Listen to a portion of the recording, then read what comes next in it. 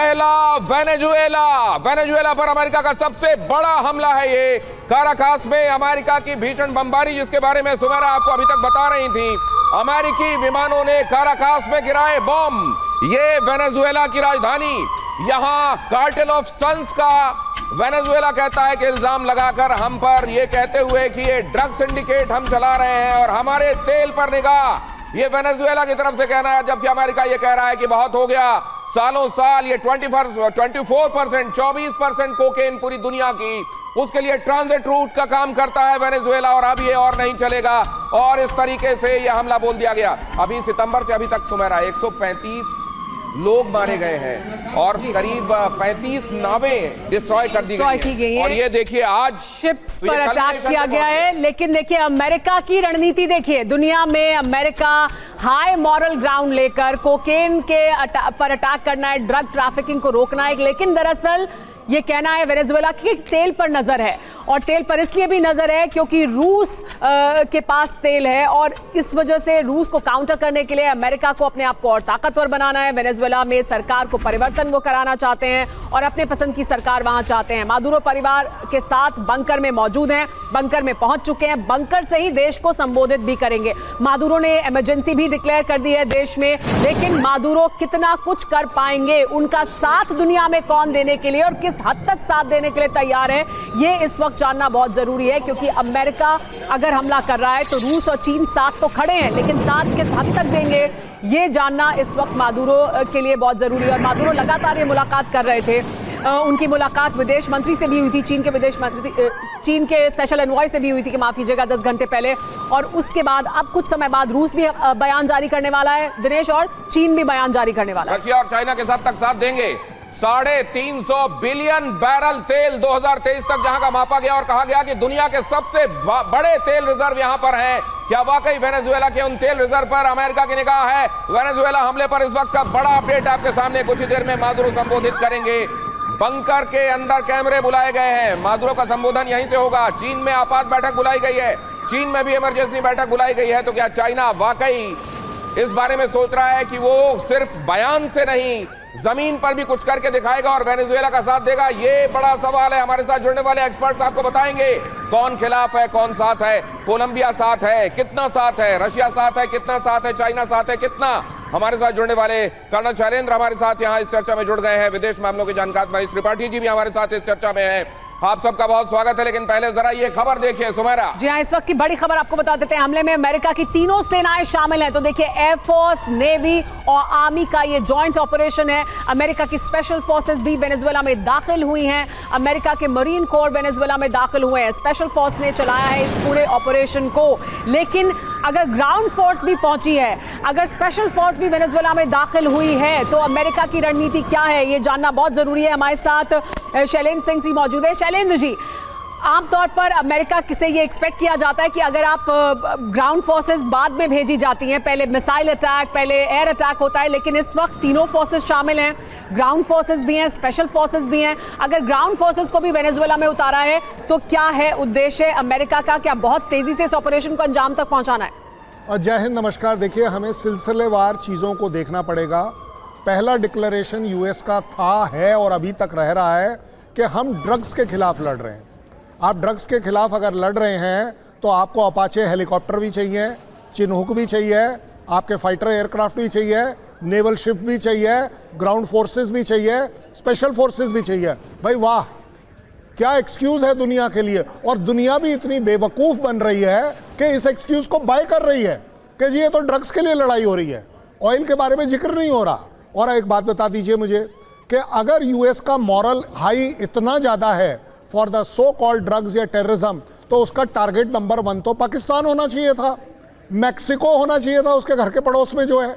वहाँ क्यों नहीं ऐसा? या तीसरी बात करता हूँ, क्या दुनिया आज के बाद और यूएस आज के बाद इस तरह के एक्शन को, कि अगर कहीं पर ड्रग वॉर को आपने ख़त्म करना है या ड्रग कार्टेल को ख़त्म करना है, टेररिज्म को ख़त्म करना है, तो क्या आप दूसरी कंट्रीज़ को अलाउ करोगे, सपोर्ट करोगे?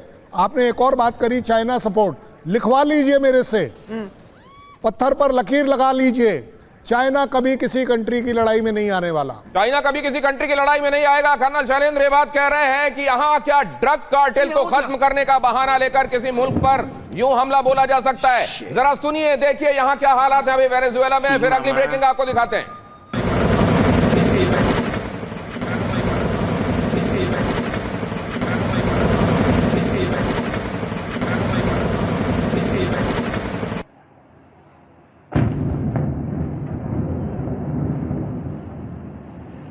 Son las 1:58 de la mañana. Venezuela के काराकास में कई हमले हुए हैं। इसमें सैन्य बेस, नेवल बेस पर अमेरिका के हमले हुए हैं। फाइटर जेट्स और अपाचे हेलीकॉप्टर की मदद से चिनूक भी इस ऑपरेशन में शामिल था, अपाचे भी इस ऑपरेशन में शामिल थे और बताया जा रहा है कि अब स्पेशल फोर्सेस ग्राउंड में भी होंगी।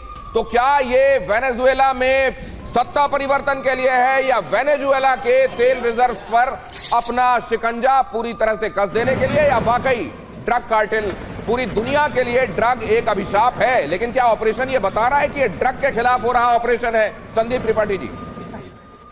देखिए दिनेश जी, नए वर्ष की शुरुआत ये शांति का अग्रदूत कंट्री जो अमेरिका है, जो हमेशा पिछले एक साल से 2025 को जो कहा गया है कि ये वर्ष जो दुनिया का सबसे भयानक वर्ष था 2025, और 26 की शुरुआत ट्रंप ने, ये जो शांति का अग्रदूत ट्रंप जो है इसने शुरुआत कर दी है वेनेजुएला पर। देखिए हम सभी जानते हैं कि दुनिया में मैं हमेशा कहता आया हूं कि जहां युद्ध है वहां अमेरिका है, क्योंकि अमेरिका की जो इकॉनमी की जो लाइफ लाइन है वो वॉर है। इसीलिए जब भी ट्रंप ये कहते हैं कि मैन ऑफ द पीस का अवार्ड मुझे दिया जाए, जब वो कहते हैं कि अफगानिस्तान, ईरान, इराक, कहीं भी चले जाइए जिस दुनिया में जहां जहां पर, और ये नाम क्या होता है, इनके पास 3 औजार होते हैं, एक डेमोक्रेसी होती है, दूसरा टेररिज्म होता है और तीसरा ह्यूमन राइट्स होती है। यहां तो कुछ भी नहीं था, यहां तो ऑयल था, ऑयल को समझने की मजबूरी थी। और देखिए 2 तरह की बातें हैं, हम आपने भी बताया था कि दुनिया का सबसे ज्यादा ऑयल जो रिजर्व कहां पर, वेनेजुएला में है। तो आखिर नजरें कहां थी? जी बिल्कुल, और यही है, साफ तौर पर दिख रहा है कि जिसकी लाठी उसकी भैंस। दुनिया में इस वक्त यही चल रहा है, जिसको लगता है कि वो अपनी ताकत को दिखाना है तो हमला करो। रूस भी क्या अब यही कहेगा कि देखिए हमें अपनी सुरक्षा के लिए हमने अगर अटैक किया, अगर हम स्पेशल ऑपरेशन चला रहे हैं तो उसमें क्या गलत है अगर अमेरिका वेनेजुएला पर ये कर सकता है? तो देखिए एक और बड़ी खबर आपको बता देते हैं, काराकास में हमले का सबसे नया वीडियो सामने आया है। लगातार हमले किए जा रहे हैं, हेलीकॉप्टर से किस तरह से बम बरसाए गए हैं उसकी तस्वीरें सामने आ चुकी हैं। पूरे काराकास में अमेरिका की एयर स्ट्राइक हुई है और अमेरिका ने यह कहा है कि एयर स्ट्राइक जारी रहेंगी। रिफ्यूलिंग करने के बाद राउंड 2 के लिए उनके फाइटर जेट्स वापस पहुंचे हैं। तो देखिए ये हो रहा है इस वक्त काराकास में। अभी सुबह नहीं हुई है लेकिन उससे पहले लगातार हमले किए जा रहे हैं पूरी राजधानी पर। स्थानीय समय के मुताबिक रात 2 बजे हमले होने शुरू हुए। मतलब अगर भारतीय समय के हिसाब से देखें तो आज करीब 11:30 से 11:45 के बीच में दोपहर में ये हमले होने शुरू हुए। और यहां जो आप तस्वीरें देख रहे हैं उनमें जरा गिन भी लीजिए, ये फाइटर जेट्स गिन लीजिए। अभी जो आप तस्वीरें देख रहे थे उसमें हमने बाकायदा आपके लिए मार्क किया है ताकि आपको सुविधा हो। इतने सारे फाइटर जेट्स, क्या यहां ऐसे दुश्मन थे जिनके ऊपर एक तरीके से कारपेट बॉम्बिंग की जरूरत थी? इतने सारे फाइटर जेट्स यहां क्यों? मनीष झा हमारे संवाददाता, मुझे याद है करीब महीने 1.5 महीने पहले मैं उनसे ये बात कर रहा था। क्या लगता है, क्या 2026 में कुछ शांति होगी या कोई फ्लैश पॉइंट है जिसमें बहुत पोटेंशियल आपको नजर आ रहा है? उन्होंने कहा था वेनेजुएला अमेरिका पे आपकी निगाह रखनी चाहिए। एक बार फिर से मनीष, आप किसके लिए बधाई के पात्र हैं? आपने वक्त रहते इसको पढ़ लिया था कि ये होने वाला है, लेकिन अब आपको इसका प्रपोर्शन क्या दिखाई दे रहा है? यहां से आगे क्या? देखिए यहां से आगे तो दुनिया भर के लिए एक संदेश है। अगर राष्ट्रपति मादुरो की गद्दी यहां से चली गई तो मतलब आज के बाद अमेरिका ही तय करेगा कि दुनिया के किस मुल्क में कौन प्रधानमंत्री रहेगा, कौन राष्ट्रपति रहेगा। जब उसे व्हाइट हाउस को जिसका चेहरा पसंद नहीं आएगा उसको गद्दी छोड़नी पड़ेगी। ये मैसेज साफ होगा राष्ट्रपति मादुरो के गद्दी से हटने के बाद। लेकिन मुझको इसमें एक चीज लग रही है सुमेरा, मारिया कोरिना मचाडो, उनको नोबेल पीस प्राइज मिला, उन्होंने ट्रंप को समर्पित कर दिया कि जो इसके लिए सबसे ज्यादा लालायित थे आइए उनको। कहीं ऐसा तो नहीं है मारिया कोरिना मचाडो को ये कुर्सी देने वाले हैं? वो विपक्ष की वैसे भी नेता है। यही उद्देश्य भी है। ये तो कह चुके हैं ट्रंप, ये कह चुके हैं ट्रंप की वही हकदार है, उनको होना चाहिए। लेकिन देखिए ह्यूगो चावेज बहुत लंबे समय तक यहाँ पर दक्षिण पंथियों का कब्जा नहीं रहा है। पहले ह्यूगो चावेज सत्ता में रहे और अब मादुरो हैं और उनके मकबरे पर भी बमबारी की गई है, उसकी भी नई तस्वीरें सामने आ गई है। ह्यूगो चावेज के मकबरे पर भी उसके एक हिस्से को भी ध्वस्त कर दिया गया है, वहां पर भी बमबारी की गई है। तो दरअसल एक पूरा सत्ता परिवर्तन, विचारधारा का परिवर्तन, अमेरिका की समर्थित सरकार को यहां पर लाना बड़ा उद्देश्य है क्या अमेरिका का? क्योंकि वो मचाटो का समर्थन भी करते रहे डोनाल्ड ट्रंप, मादुरो का विरोध करते रहे, मादुरो को ये कहते रहे कि उन्हें सत्ता से हटना होगा। तो क्या ये कर भी पाएंगे? क्या तेजी से कर पाएंगे? ये है बड़ा सवाल। और मनीष, आप ये बता रहे थे और ये जानना बहुत जरूरी भी है कि मादुरो कितना कंट्रोल में है। अमेरिका जिस तरह से ऑपरेशन इस वक्त चला रहा है, ऐसा लग रहा है कि बहुत तेजी से वो अपने उद्देश्य को हासिल करने के लिए ग्राउंड फोर्सेस को भी भेज रहे हैं, एयर स्ट्राइक भी कर रहे हैं। क्या फाइट कर पाएगा? पूरी दुनिया में 193 कंट्रीज हैं सुमेरा जो यूएन रिकॉग्नाइज करता है, वैसे तो 195, और उनमें 174वां स्थान वेनेजुएला का है। गरीबी के मामले में बता रहा हूं, तो बहुत दिनों तक सस्टेन नहीं कर पाएंगे। अमेरिका हो सकता है आज रात तक ही कर दे जो करना चाह रहा है, लेकिन वो करना क्या चाह रहा है ये सवाल है। कर्नल शैलेंद्र, क्या आप पढ़ पा रहे हैं America what exactly is wanting?